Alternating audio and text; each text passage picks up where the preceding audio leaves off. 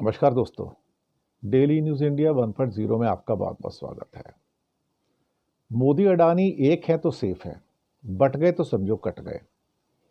कभी कभी अपना बनाया हुआ नारा ही जान का दुश्मन बन जाता है। मोदी और अडानी के लिए अब यही हो रहा है। हालांकि वो तो बेशर्म लोग हैं, उनको कोई फर्क तो पड़ता नहीं है, लेकिन उनके ऊपर जो कटाक्ष हो रहे हैं आज की डेट में मोदी और अडानी के ऊपर, एक हैं तो सेफ हैं।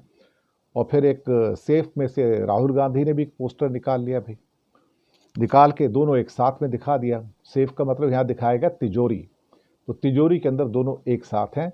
एक साथ हैं तो सेफ हैं, बट गए तो समझो कट गए। ये बात तो सही है, जिस दिन मोदी हट गया तो अडानी भी हट गया, या ये समझो मोदी हट गया तो अडानी कट गया। अडानी को इसी बात का डर है कि उसकी जो सारी प्रोग्रेस है वो इल्लीगल है, अवैध है, और कहीं ना कहीं वो राजनीति के कंधे पर चढ़कर यहाँ तक पहुँचे हैं। और जो व्यक्ति राजनीति के कंधे पर चढ़कर यहाँ तक पहुँचता है, वो भी इतनी तेज गति से कि जो आदमी 10 साल पहले तक कुछ नहीं था, वो 10 साल के अंदर दुनिया के टॉप लोगों में आ जाए, तो आप यकीन मान सकते हो कि राजनीति ने, खास तौर से मोदी जी ने उनको कितना कंधा दिया होगा। ये कंधा वो नहीं मरने के बाद दिया जाता है, ये कंधा हुआ जो ऊपर उठाने के लिए दिया जाता है। इन हालातों के अंदर जो हुआ वो तो आपके सामने है। सारे पोर्ट हों, एयरपोर्ट हों, थर्मल पावर स्टेशन हो, ग्रीन हाइड्रोजन हो, विंड एनर्जी हो, सोलर एनर्जी हो, उनके कॉन्ट्रैक्ट हो, वो सब कुछ तो उनके पास ही चला गया।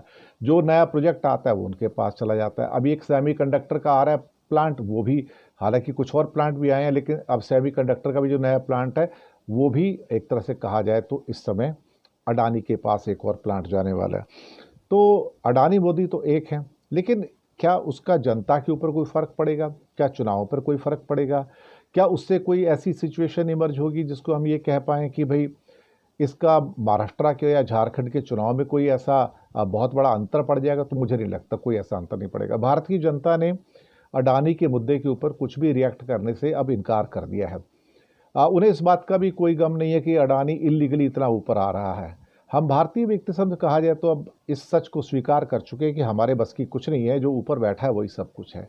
इन हालातों में क्या कर सकते हैं? अच्छा है, ठीक है, शांति से बैठो और 85 करोड़ 100 करोड़ लोगों को एक्सप्लॉइट कर रहे हैं, तो 140 करोड़ लोगों की दौलत लेके 140 लोगों को दे दो, इतना काफ़ी है।